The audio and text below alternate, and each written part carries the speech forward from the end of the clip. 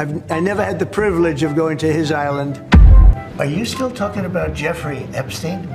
But I don't understand why the Jeffrey Epstein case would be of interest to anybody. It's pretty boring stuff. It's sordid, but it's boring.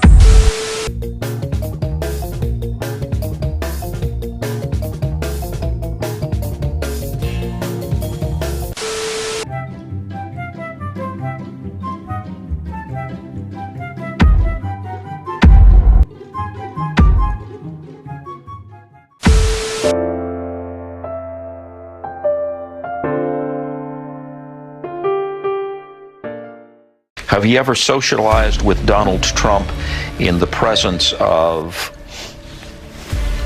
females under the age of 18?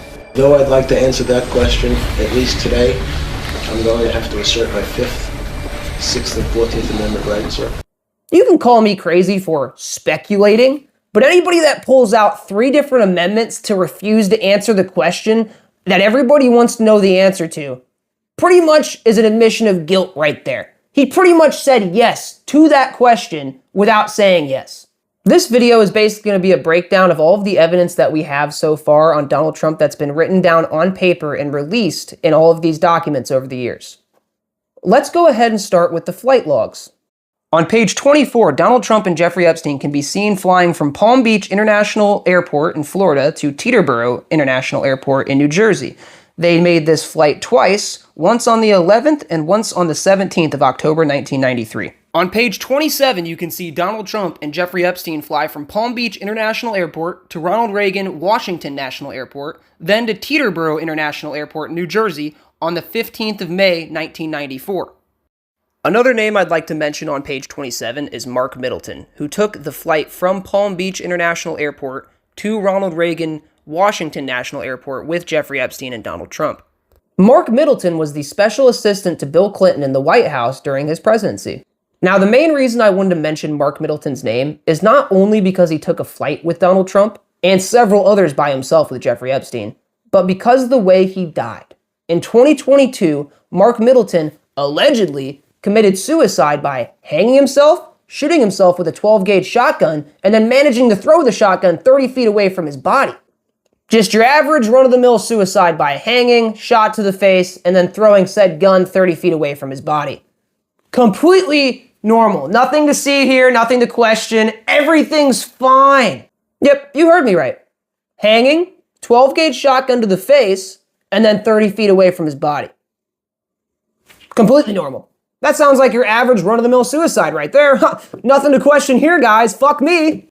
So now you can probably see why I felt the need to add that story into this video. Even though this video focuses mostly on Trump, that was just such a crazy story to me that I felt the need to put that in there. Now let's get back to naming off Donald Trump on this list. On page 37, you can see Donald Trump and Jeffrey Epstein flying from Palm Beach International Airport to Teterboro International Airport in New Jersey on August 13th, 1995. On page 45, you can see Donald Trump and Jeffrey Epstein flying from Palm Beach International Airport to Newark Liberty International Airport in New York on January 5th of 1997.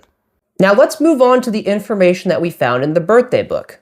Now the birthday book, Donald Trump has sworn multiple times it is a complete hoax and every single piece of information in the birthday book is an absolute lie. Let's start with the letter that Donald Trump supposedly sent to Jeffrey Epstein on his 50th birthday. There must be more to life than having everything. Yes, there is, but I won't tell you what it is. Nor will I, since I also know what it is. We have certain things in common, Jeffrey. Yes, we do, come to think of it. Enigmas never age. Have you noticed that? As a matter of fact, it was clear to me the last time I saw you. A pal is a wonderful thing. Happy birthday, and may every day be another wonderful secret. May every day be another wonderful secret. That's not a weird thing to say to one of the biggest pedophiles on the face of the planet. Not at all. Let's not question that. Let's just ignore it. It's a hoax, guys. It's not real.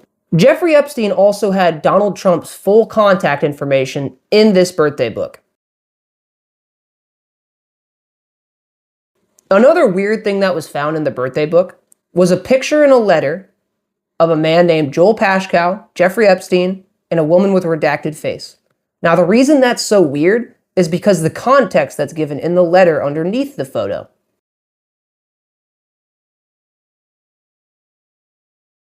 The context given in the letter below the picture essentially says that this was a purchase of a woman between a man named Joel Paschal and Donald Trump of the sum of $22,500.